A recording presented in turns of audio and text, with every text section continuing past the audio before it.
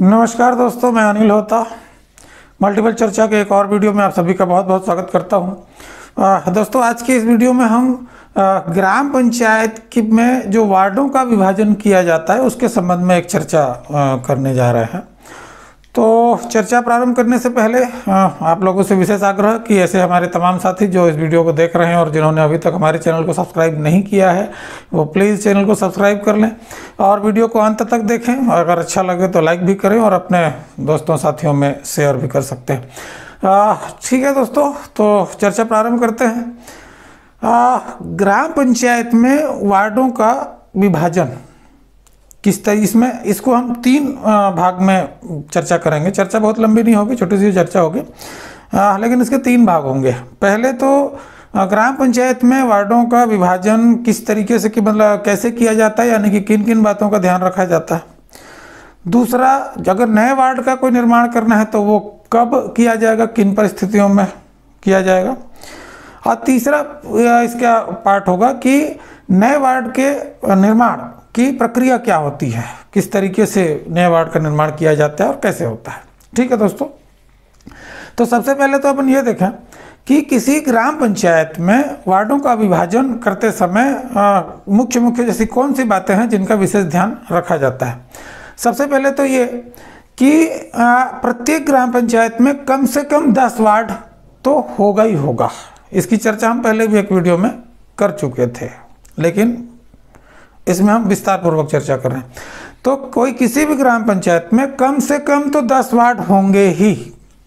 ठीक, एक चीज और जोड़ूं इसमें कि यदि ग्राम पंचायत की जनसंख्या मतदाता संख्या नहीं, इसको मैं क्लियर कर रहा हूं, यदि किसी ग्राम पंचायत की जनसंख्या 1000 के अंदर है, 1000 के अंदर है, मतलब वो 500 भी हो सकता है, 600 भी हो सकता है, 800 भी हो सकता है, 1000 के अंदर यदि है तो वहाँ के जो वार्डों की संख्या होगी वो 10 होगी। मतलब 1000 तक की जनसंख्या वाले जो ग्राम पंचायत है वहाँ वार्डों की संख्या को 10 तक रखा जाता है। ठीक है, न्यूनतम 10।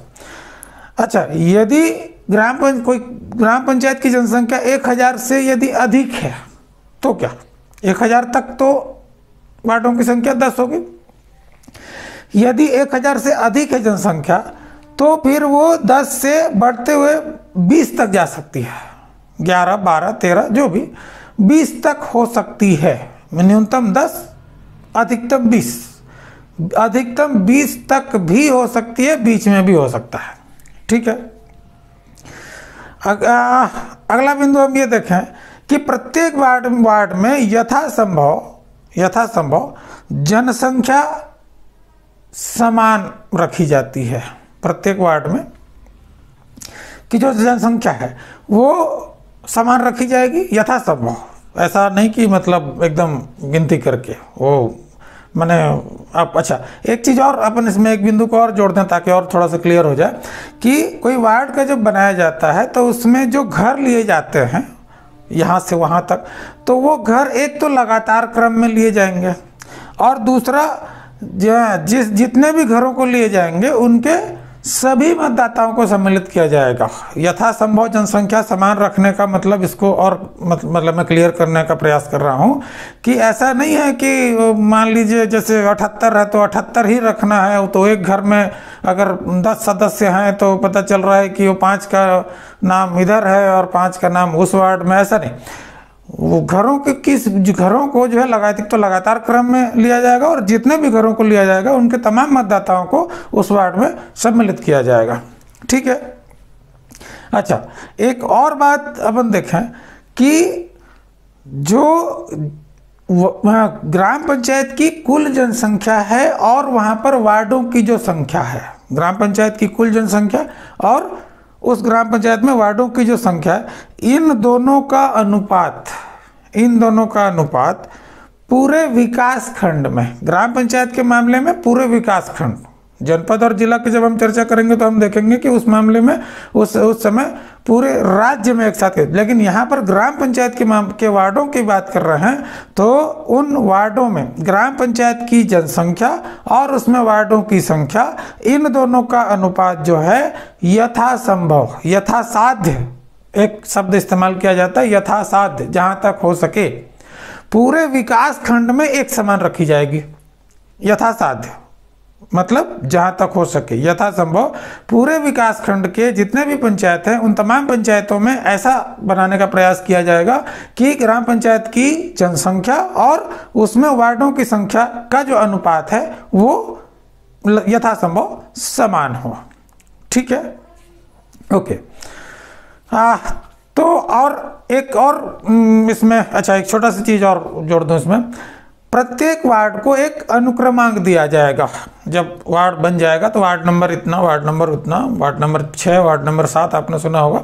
ये प्रत्येक वार्ड को एक अनुक्रमांक दिया जाता है। ये कुछ सामान्य बातें हैं जो किसी ग्राम पंचायत के वार्डों के विभाजन के समय जो बातें ध्यान में रखी जाती है। ठीक है, एक अगला अपन देखते हैं कि नए वार्ड का निर्माण कब किया जाएगा, किन परिस्थितियों में किसी नए वार्ड का निर्माण किया जाता है। 2-3 बिंदु छोटे छोटे इसमें हैं। एक तो अगर कहीं पर पहली बार चुनाव हो रहा हो, तो कहीं कोई ऐसा मोहल्ला है, कोई ऐसा जगह जहां पर कभी चुनाव ही नहीं हुआ, पहली बार अगर चुनाव हो रहा है तो वार्ड का निर्माण करना पड़ेगा। दूसरा, यदि पंचायत क्षेत्र में यदि कोई नया क्षेत्र जुड़ा हो या फिर कोई क्षेत्र अलग हुआ हो, मतलब किसी तरह का परिवर्तन हुआ हो, तो उस समय नए वार्ड के निर्माण की आवश्यकता पड़ सकती है, कि निर्माण किया जाना पड़ सकता है। एक तीसरी स्थिति ये हो सकती है कि प्रत्येक 10 वर्ष में जब जनगणना होती है तो जनगणना के बाद यदि जनसंख्या के अनुपात में कोई परिवर्तन आता है, तो जो जिस अनुपात की हम बात कर रहे हैं, ग्राम पंचायत की कुल जनसंख्या और वार्डों की संख्या, अगर वो अनुपात जो विकास खंड में पूरे यथासाध्य एक जैसा रखने की बात हम कर रहे थे, यदि उसमें कोई ऐसा परिवर्तन आ जाता है जो कि मैच न हो रहा हो, तो उस परिस्थिति में भी किसी नए वार्ड के निर्माण की आवश्यकता पड़ती है। उस समय भी नए वार्ड के निर्माण किया जाता है। ठीक है, तीसरे पार्ट में आते हैं कि इसकी प्रक्रिया क्या होती है, मतलब नए वार्ड की प्रक्रिया क्या होगी और नए वार्ड का निर्माण किसके द्वारा किया जाएगा। किसके द्वारा किया जाएगा, स्ट्रेट फॉरवर्ड अपन समझ लें कि नए वार्ड का, ग्राम पंचायत में नए वार्ड का निर्माण कलेक्टर के द्वारा किया जाता है। ठीक है, उसकी प्रक्रिया क्या होगी, वो कैसे, तो नए वार्ड के निर्माण संबंधी जो एक सूचना है, दस्तावेज है, उसको क्या किया जाता है। सबसे पहले तो कलेक्टर के कार्यालय में जो सूचना फलक है वहां पर चस्पा किया जाएगा। नए वार्ड के जिस भी ग्राम पंचायत के में उस वार्ड का निर्माण किया जा रहा है, उसके निर्माण संबंधी जो नया निर्माण किया जा रहा है, निर्माण संबंधी जो दस्तावेज है, जो सूचना है, एक तो कलेक्टर कार्यालय के सूचना फलक में वो चिपकाया जाएगा, चस्पा किया जाएगा। दूसरा, उस जिस ग्राम पंचायत में उस वार्ड का निर्माण किया जा रहा है, नए वार्ड का निर्माण किया जा रहा है, उस ग्राम पंचायत के अंतर्गत आने वाले सभी ग्राम, यानी कि मान लीजिए कोई आश्रित ग्राम है, 1, 2, 3 आश्रित ग्राम भी है, तो उस ग्राम पंचायत के क्षेत्र में आने वाले सभी ग्रामों के सहज दृश्य स्थलों पर, सहज दृश्य जगहों पर, जहां पर कि इजीली लोगों की नजर पड़ सके, उसको अपन सहज दृश्य इस जगह कहते हैं। तो सहज उन तमाम उस ग्राम पंचायत के अंतर्गत आने वाले सभी ग्रामों के कुछ सहज दृश्य स्थलों पर उसका वो जो सूचना है उसके पूरे विवरण के साथ उसको चिपकाया जाएगा, चस्पा किया जाएगा। ठीक है, अच्छा, ये जो सूचना चिपकाया जा रहा है, जो दस्तावेज को चस्पा किया जा रहा है, इसमें उस पंचायत क्षेत्र का कोई भी वयस्क सदस्य, जिस ग्राम पंचायत में वार्ड का निर्माण हो रहा है, उस ग्राम पंचायत क्षेत्र का, ग्राम पंचायत क्षेत्र में आने वाले सभी ग्राम ना यहाँ पे, तो उस ग्राम पंचायत क्षेत्र में आने वाले सभी ग्राम को सम्मिलित करते हुए उस पूरे क्षेत्र में रहने वाला कोई भी वयस्क सदस्य जो है, सूचना चिपकाए जाने के 5 दिवस के भीतर, 5 दिवस के भीतर आपत्ति कर सकता है। यदि उसमें कोई आपत्ति या दावा करना है या कोई ऑब्जेक्शन करना है उसके संबंध में, उस नए वार्ड के निर्माण के संबंध में, तो उस ग्राम पंचायत के क्षेत्राधिकार में रहने वाले जो निवासी हैं उनमें से कोई भी वयस्क सदस्य सूचना चिपकाए जाने के 5 दिन के भीतर अपना आपत्ति कलेक्टर के पास कार्यालय में दर्ज करा सकता है। ठीक है, उसके बाद क्या होगा, कलेक्टर के द्वारा इस आपत्ति की जांच करवाई जाएगी।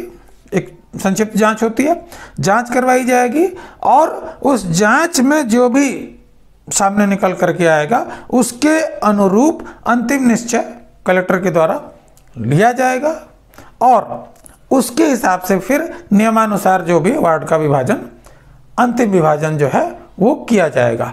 ये पूरी प्रक्रिया होती है किसी नए वार्ड के निर्माण की। तो इस तरीके से इस वीडियो में साथियों हमने देखा कि ग्राम पंचायत के नए वार्ड का निर्माण या विभाजन करते समय किन किन बातों का ध्यान रखा जाता है, कब वार्ड का विभाजन कब किन किन परिस्थितियों में किया जा सकता है और उसकी प्रक्रिया क्या होगी। ठीक है दोस्तों, तो अगले वीडियो में हम जो जनपद और जिला पंचायत के जो निर्वाचन क्षेत्र हैं उनका जो विभाजन है और उसकी प्रक्रिया क्या होती है, अगले वीडियो में हम उसके संबंध में चर्चा करेंगे। तब तक के लिए आप सभी का बहुत बहुत धन्यवाद वीडियो को अंत तक देखने के लिए। तो साथियों, जय भारत, जय छत्तीसगढ़।